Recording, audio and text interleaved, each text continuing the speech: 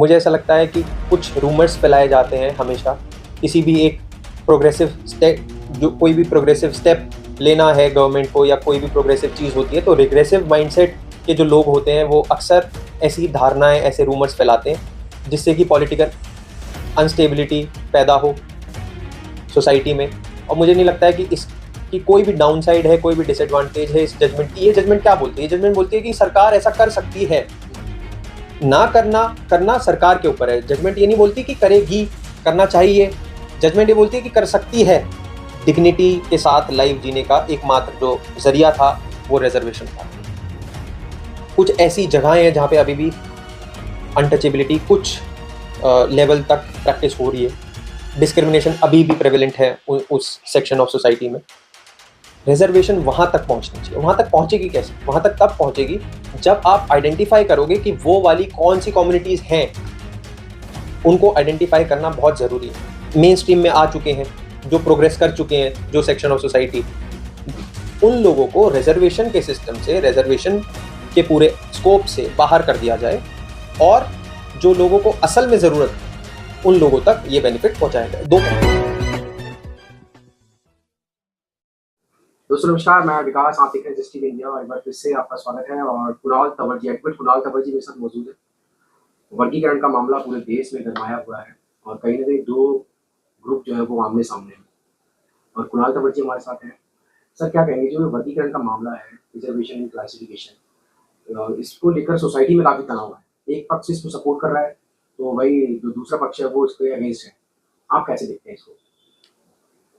मैं तो सबसे पहले बात ये बोलना चाहता हूँ कि यहाँ पे जो आप दो ग्रुप्स की बात कर रहे हो, एक जो क्लासिफिकेशन, सब क्लासिफिकेशन को सपोर्ट कर रहा है और एक जो ग्रुप ये सोच रहा है कि ये उनकी एकता को तोड़ देगी, ये दोनों ही कहीं ना कहीं B.R. अम्बेडकर साहब के सपोर्टर्स होंगे और उनकी बात से सहमति रखते होंगे, क्योंकि एक टाइम पे वही थे सोल क्रूसेडर जिन्होंने कि बहुत काम किया, बहुत एफर्ट्स लगाए। उन्होंने पूरी ताउम्र उन्होंने इसी संघर्ष में लगा दी कि किसी तरह से जो मार्जिनलाइज्ड सोसाइटी के लोग हैं, जो दलित कम्युनिटी के लोग हैं, उनको अपलिफ्टमेंट मिले और उनको मेन सेक्शन ऑफ सोसाइटी में लाया जा सके।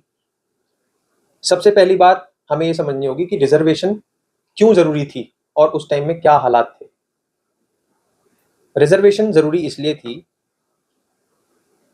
क्योंकि उस टाइम के हालात बहुत ही ज़्यादा खराब थे और कुछ लोगों के जन्म के आधार पे उनके साथ डिस्क्रिमिनेशन और अनटचेबिलिटी प्रैक्टिस करी जाती थी। ये सबसे पहली बार जो शेड्यूल कास्ट वर्ड है वो कैसे आया? गवर्नमेंट ऑफ इंडिया 1935 एक्ट पास हुआ, उसमें सबसे पहले यूज हुआ वर्ड शेड्यूल कास्ट। उसी के बेसिस पे एक ऑर्डर पास हुआ सब्सिक्वेंटली 1936 में, जो कि government of India schedule caste order जिसको कहा जाता था 1936 का। उसमें शेड्यूल बनाए और ऐसी कास्ट को आइडेंटिफाई किया जिनके साथ अनटचेबिलिटी एंड डिस्क्रिमिनेशन दोनों प्रैक्टिस किया जाता था।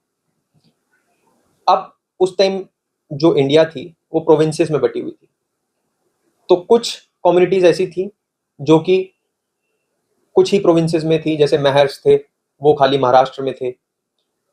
ऐसे कुछ अलग अलग कास्ट थी और कुछ कास्ट ऐसी थी जो सेंट्रली अलग अलग स्टेट्स में प्रेजेंट थी और नॉन जो प्रोविंसेस स्टेट थे जिनको सेंट्रल बोलते थे, वहां पे भी वो मौजूद थी और उनके साथ डिस्क्रिमिनेशन, अनटचेबिलिटी प्रैक्टिस होती थी।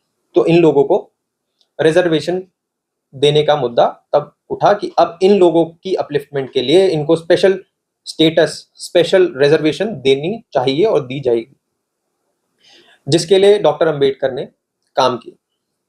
अब ऐसा नहीं है कि उस टाइम में सब लोगों ने ये चीज़ एक्सेप्ट कर ली। उस टाइम में भी कई लोग रिलेक्टेंट थे, कई लोग नहीं चाहते थे कि स्पेशल स्टेटस, स्पेशल रिजर्वेशन किसी को मिले।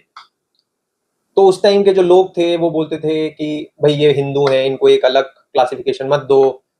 पूना पैक्ट या उसके पहले, उसके बाद जो अंबेडकर जी ने हमेशा अपनी एक इच्छा जताई थी, कि मांग करी थी कि सेपरेट इलेक्टोरेट मिले दलितों को, उसमें भी काफ़ी रिलक्टेंस थी गांधी जी की तरफ से भी और बाकी कास्ट हिंदूज की तरफ से भी कि ये बंटवारा कर रहे हैं हिंदूज को, हिंदूज में बंटवारा हो जाएगा, हिंदूज का जो मेजॉरिटी है वो कम हो जाएगी।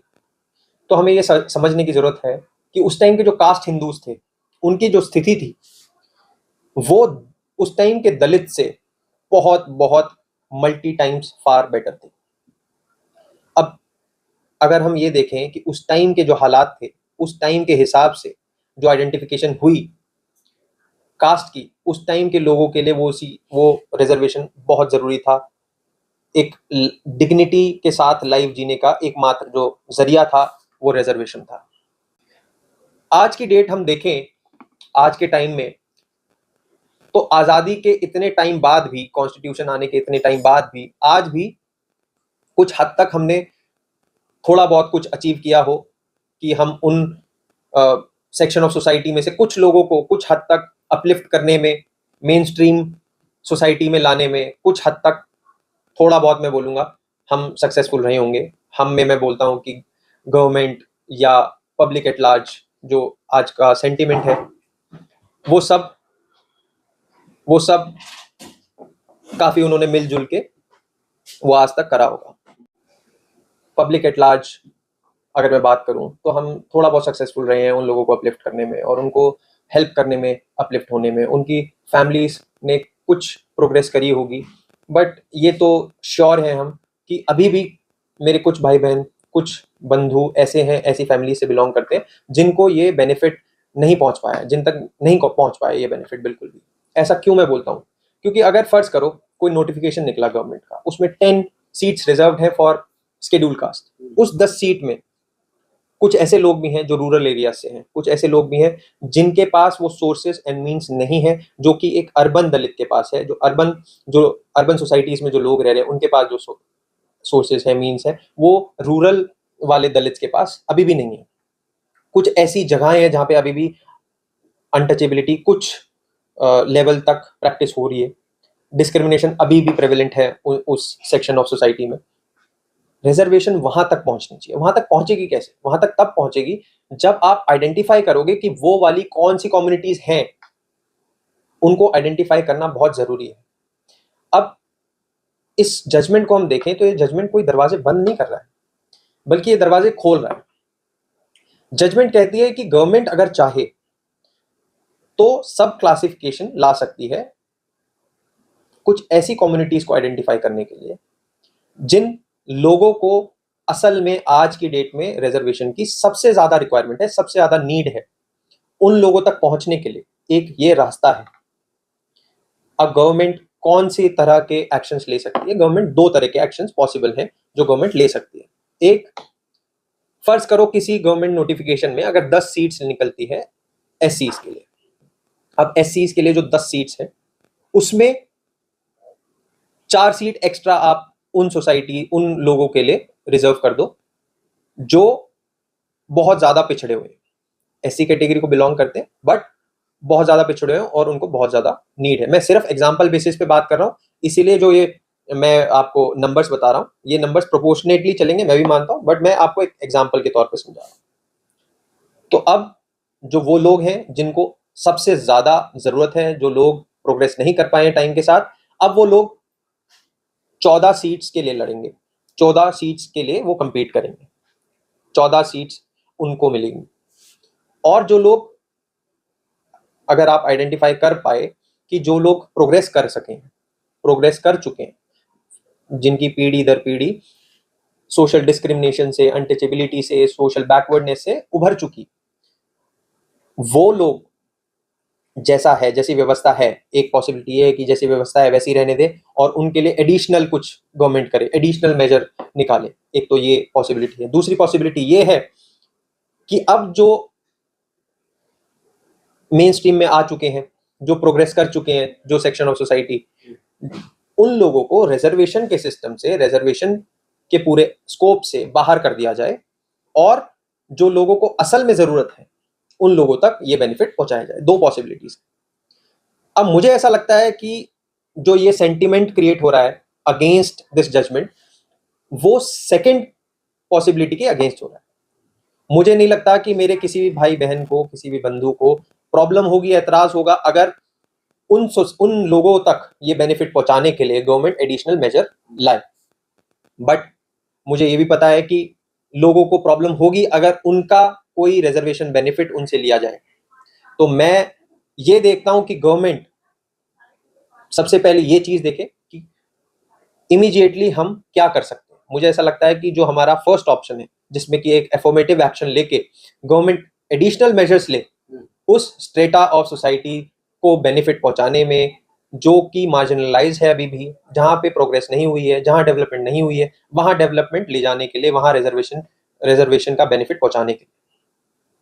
और सेकंड का ग्रेजुअली अगर हमें लगेगा as a society at large कि कुछ लोग मेन स्ट्रीम में आ चुके हैं, उनके अगेंस्ट कोई सोशल डिस्क्रिमिनेशन नहीं है, सोशल बैकवर्डनेस नहीं है, वो प्रोग्रेस कर चुके हैं हर तरह से और वो अब मेन स्ट्रीम का पार्ट हो चुके हैं, तो मुझे ऐसा लगता है कि उनको भी खुद भी एतराज नहीं होगा अगर वो खुद भी, मुझे लगता है कि सरेंडर कर देंगे और वो खुद रिजर्वेशन का बेनिफिट नहीं लेंगे, क्योंकि असल में रिजर्वेशन चाहिए उसी को जिसको असल में इसकी रिक्वायरमेंट है। लेकिन एडवर्ड साहब, लगातार इसका विरोध हो रहा है। लोग कह रहे हैं कि आर्टिकल 341 342 का उल्लंघन हुआ है और ये कहीं ना कहीं जो ये पूरा जो डिसीजन आया सुप्रीम कोर्ट का, ये संविधान की मूल भावना को जो है वो कहीं ना कहीं खत्म कर रहा है। मुझे ऐसा लगता है कि कुछ रूमर्स फैलाए जाते हैं हमेशा, किसी भी एक प्रोग्रेसिव स्टेप, जो कोई भी प्रोग्रेसिव स्टेप लेना है गवर्नमेंट को या कोई भी प्रोग्रेसिव चीज होती है, तो रिग्रेसिव माइंडसेट के जो लोग होते हैं वो अक्सर ऐसी धारणाएं, ऐसे रूमर्स फैलाते हैं जिससे कि पॉलिटिकल अनस्टेबिलिटी पैदा हो सोसाइटी में।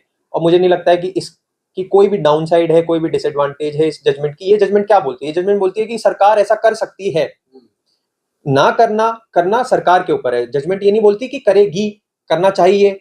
जजमेंट ये बोलती है कि कर सकती है, करना ना करना सरकार के ऊपर है।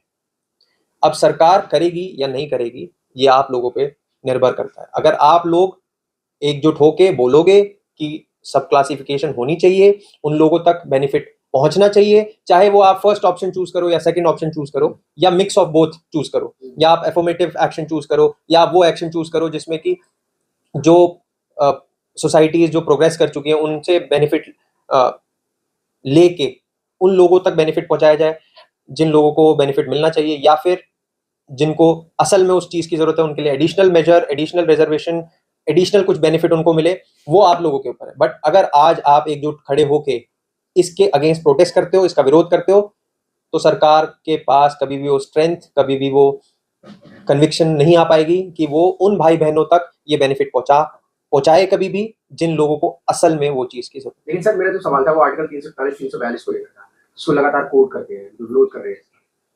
देखो 341 342 में कॉन्स्टिट्यूशनल, जो कॉन्स्टिट्यूशन है उसने शेड्यूल कास्ट को एक आइडेंटिटी दी है। कॉन्स्टिट्यूशन में कहीं भी ये नहीं बोला गया है कि शेड्यूल कास्ट एक होमोजीनियस मिक्सचर है।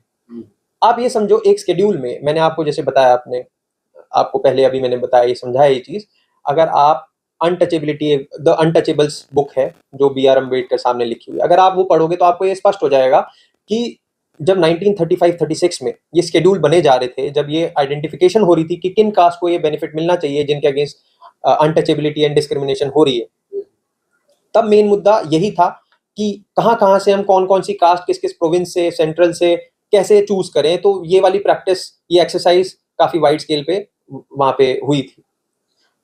ये होमोजीनियस मिक्सचर कभी भी नहीं था। In fact, as a matter of fact, total SC community को अगर हम देखें तो इसमें भी आपस में कम्युनिटीज एक दूसरे के अगेंस्ट, कुछ कम्युनिटीज हैं जो एक दूसरे के अगेंस्ट डिस्क्रिमिनेट करती हैं। यहाँ पे भी उन लोगों ने करा हुआ है कि ये इस लेवल की हैं, ये इस लेवल की हैं। यहाँ पे भी इनफैक्ट डिस्क्रिमिनेशन देखने को मिलता है। अगर आप अंदर जाओगे, आप बाहर से ये नहीं कमेंट कर सकते कि ये एक होमोजीनियस मिक्सचर है। यहाँ पे एक अलग अलग कास्ट है, उनकी अलग अलग प्रॉब्लम्स हैं, अलग अलग इश्यूज हैं, अलग अलग जगह से, जोग्राफी से अलग अलग है। तो आप एक होमोजीनियसली उसको नहीं देख सकते, उसमें अलग अलग कास्ट और अलग अलग बैकग्राउंड्स लोगों का है। सर, लगातार ये भी कहा जा रहा है कि ये फैसला भी किसी भी स्टेट में लागू नहीं हुआ है, सरकार इसको लागू कर सकती है। तो क्या अगर सरकार इसको लागू नहीं करती है तो क्या ये अगर इसको लागू नहीं करती है तो क्या सुप्रीम कोर्ट के उसकी अवहेलना होगी सर? ये नहीं, सुप्रीम कोर्ट बोलती है कि सरकार अगर चाहे तो ये रास्ता बना सकती है, इस रास्ते पे फूल लगा सकती है, पेड़ लगा सकती है लोगों के लिए, उन लोगों के लिए जिनको जरूरत है। ये जजमेंट बोलती है कि कर सकती है, ये जजमेंट ये नहीं बोलती है कि करना है, ये जजमेंट बोलती है कि सरकार चाहे तो कर सकती है। अगर ऐसा करती है तो उसमें कोई खामी नहीं है, वो किसी रूल का, किसी लॉ का वायलेशन नहीं करेगी। आर्टिकल 14 में रीजनेबल क्लासिफिकेशन की बात हुई है, सुप्रीम कोर्ट ने ये स्पष्ट किया है कि रीजनेबल क्लासिफिकेशन अलाउड है। आर्टिकल 16 एंड 15 अगर हम ढंग से पढ़े तो उसमें भी रीजनेबल क्लासिफिकेशन के प्रावधान दिए हुए हैं। एक्स्ट्रा मेजर्स गवर्नमेंट ले सकती है to help and uplift the marginalise society. तो उसमें कोई भी, मुझे लगता है कि कोई किसी को भी इशू नहीं होना चाहिए, किसी को भी प्रॉब्लम नहीं होना चाहिए। और मैं कहता हूं कि सबको एकजुट होकर ये मांग करनी चाहिए कि एटलीस्ट, सब बोलते कास्ट सेंसस हो, ये हो, वो हो, मैं बोलता हूं कि सबसे पहले आप आइडेंटिफाई करो कि कौन लोग हैं, वो कहां के लोग हैं, कौन कौन सी वो फैमिलीज हैं, कौन कौन सी वो सोसाइटीज हैं, कम्युनिटीज हैं जिनको ये बेनिफिट्स आज तक नहीं पहुंच पाए। इतने साल हो गए हमें आजाद हुए, उनको आज तक भी आजादी नहीं मिल पाई। मैं चाहता हूं कि उनको अब आजादी आप लोग दिलवाओ, एकजुट हो। जो इसके अगेंस्ट है, जो इनके अगेंस्ट है, मैं उनको यही बोलना चाहूंगा कि अगर आप एक बार अंबेडकर जी को पढ़ें, अंबेडकर की सोच को समझें, तो आप, मुझे लगता है कि इस जजमेंट के फेवर में ही चलोगे। क्योंकि ये जो रिलक्टेंस आज आप फील कर रहे हो, यही रिलक्टेंस कास्ट हिंदूज ने उस टाइम में फील करी थी। उस टाइम में उनको भी ये चीज लगी थी कि हमसे हमारी मेजोरिटी छिन जाएगी, हम हमारे बदले, हमारे कंपैरिजन में आप स्पेशल स्टेटस दे रहे हो, स्पेशल राइट्स दे रहे हो किसी को, तो उनको भी बहुत प्रॉब्लम हो रही थी उस क्लासिफिकेशन से। आज आप भी वहीं खड़े हो। उस टाइम भी मेरे कुछ कास्ट हिंदूज भाई थे, बहन थे, जो उन चीजों को सपोर्ट कर रहे थे, despite being from cast Hindu society, despite being from a general unreserved community.